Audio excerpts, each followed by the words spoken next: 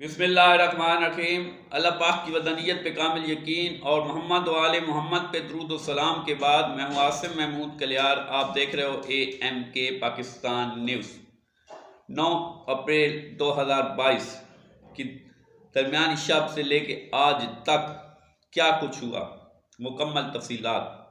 नजर आज की वीडियो शुरू करने से पहले मैं आप लोगों से रिक्वेस्ट करूंगा मेरे चैनल को ज़्यादा से ज़्यादा सब्सक्राइब करें, मेरी वीडियो ज़्यादा से ज़्यादा लाइक और शेयर करें ताकि मैं आप लोगों तक मुकम्मल हक़ीक़त आगाही के साथ पहुंचाता रहूँ। नजर आज की वीडियो में हम लोग ये जानने की कोशिश करेंगे कि 9 और 10 अप्रैल की दरमियानी शब से लेके आज तक पाकिस्तान के अंदर क्या कुछ होता रहा। 9 और 10 अप्रैल की दरमियानी शब जब वज़ीर आज़म इमरान खान की हुकूमत को गिराया गया तो वहाँ पे कुछ साफ़ी मौजूद थे, जिनके अंदर अरशद शरीफ, साबिर शाकिर, समी इब्राहिम, मुइज़ पीरज़ादा, इमरान रियाज़ खान और दीगर शामिल थे।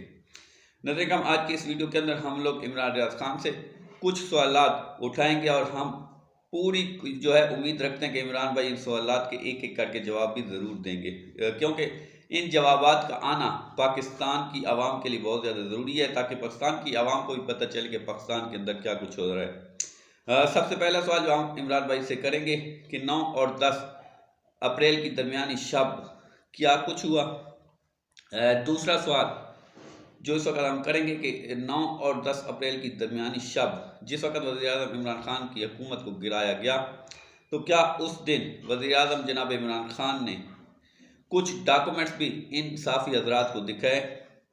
मेरा तीसरा सवाल ये होगा कि 9 और 10 अप्रैल की दरमियानी शब में ऐसा क्या ख़तरनाक था कि उस दिन जितने भी साफ़ी मौजूद थे, जिनके अंदर समी इब्राहिम हो, चाहे साबिर शाकिर हो, चाहे मुइज़ पीरज़ादा हो, चाहे अरशद शरीफ हो, चाहे इमरान रियाज़ हो या दीगर हो, तमाम के तमाम पे तशद्दुद किया गया और इसकी वजह से मुइज़ पीरज़ादा, साबिर शाकिर और अरशद शरीफ को बैरून मुल्क जाना पड़ गया। अरशद शरीफ को अपनी जान से हाथ धोना पड़ गया और इमरान खान और समी इब्राहिम पे पाकिस्तान के अंदर भी बहुत ज़्यादा तशद्दुद हुआ। बाकी जितने भी उस वक़्त साफ़ी मौजूद थे तमाम पे कोई न किसी हालत के अंदर तशद्दुद किया गया। जो मेरा इससे अगला सवाल है वो ये है कि क्या 9 और 10 की दरमियानी शब जिस दिन इमरान खान की हुकूमत हटाई गई और इसको एक रजीम चेंज ऑपरेशन का नाम दिया गया तो ये रजीम चेंज जो ऑपरेशन है वो किसने करवाया।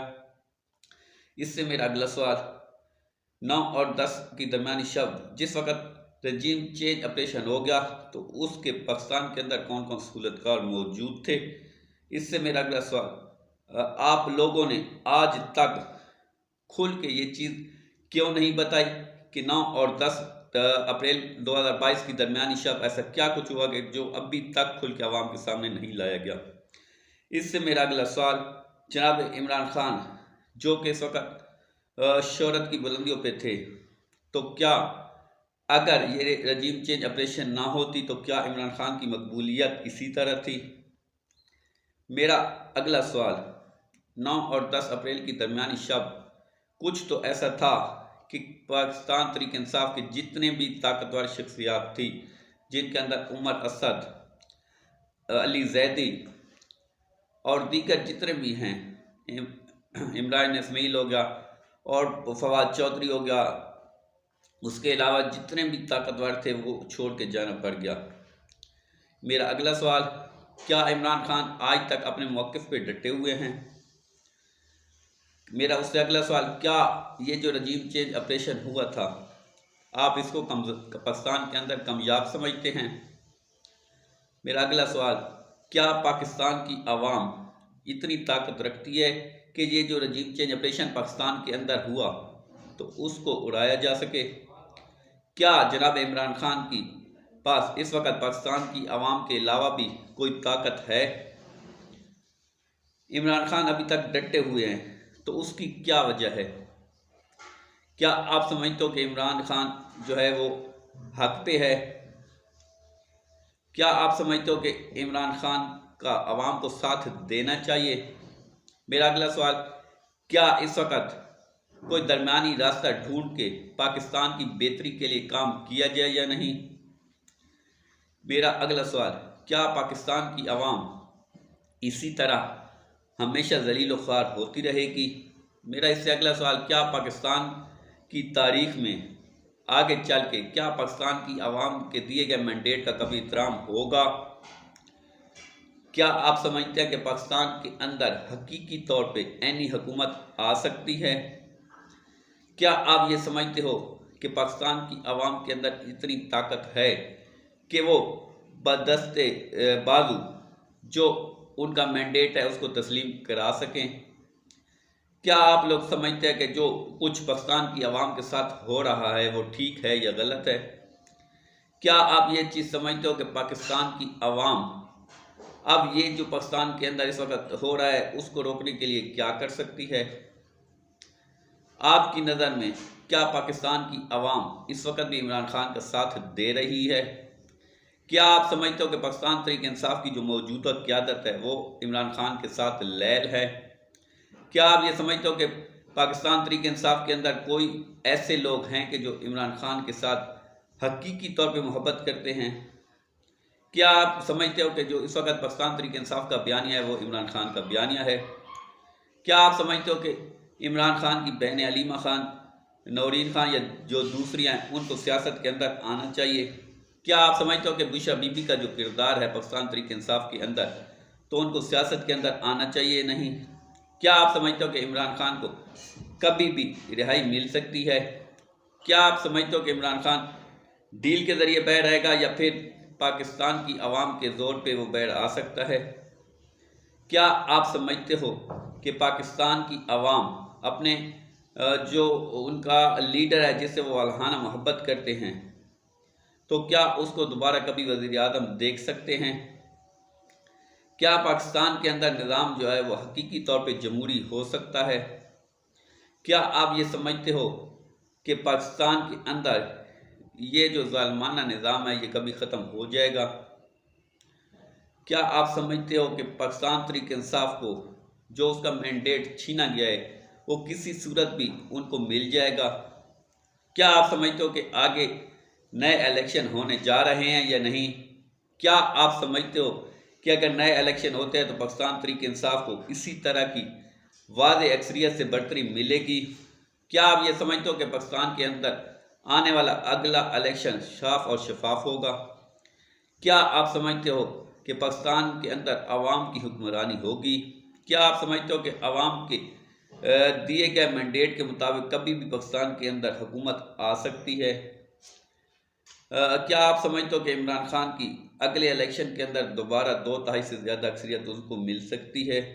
क्या अगर 2/3 से ज़्यादा अक्सरियत मिल जाती है तो इमरान खान हकीकी तौर पे जमहूरियत पाकिस्तान के अंदर लागू कर पाएंगे?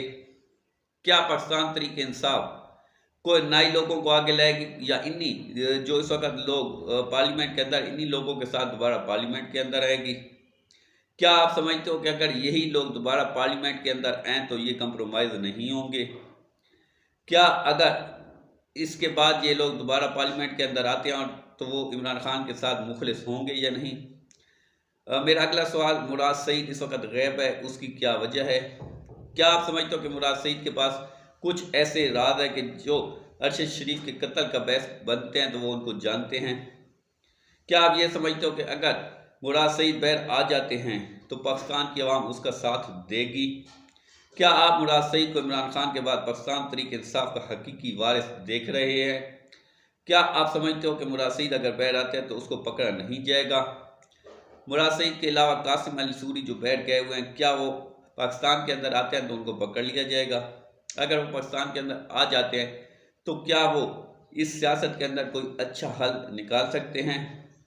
क्या वो पाकिस्तान की सियासत के अंदर कोई बेहतरीन किरदार अदा कर सकते हैं?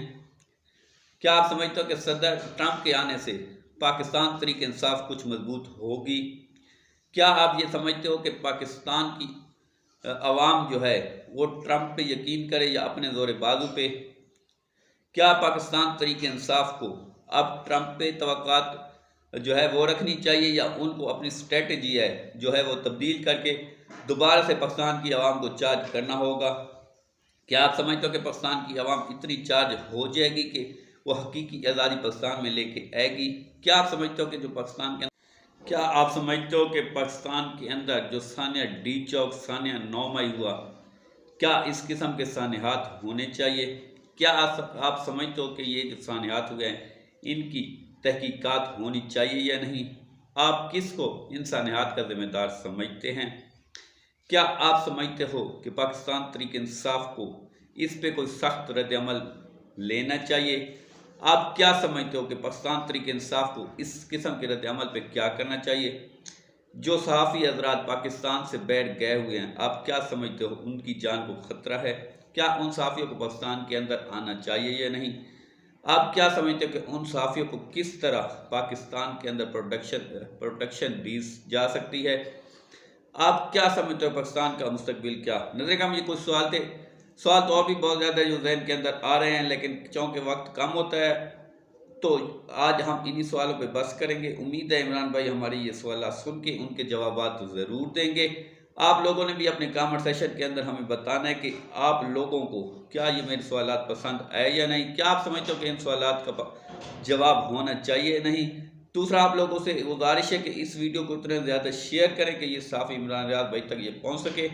और इमरान रियाज भाई से ये गुजारिश है कि आप पाकिस्तान के मुस्तकबिल की खातिर इन सवालात का जवाब दें, क्योंकि पाकिस्तान की आवाम इन सवालात का जवाब मांग रही है। नजर का उम्मीद आप लोगों को हमारी वीडियो पसंद आई। अब तक के लिए तरह मजीद वीडियोस के लिए चैनल एम के पाकिस्तान इसको सब्सक्राइब करें। अस्सलाम वालेकुम, पाकिस्तान जिंदाबाद। मिलेंगे अगली वीडियो में।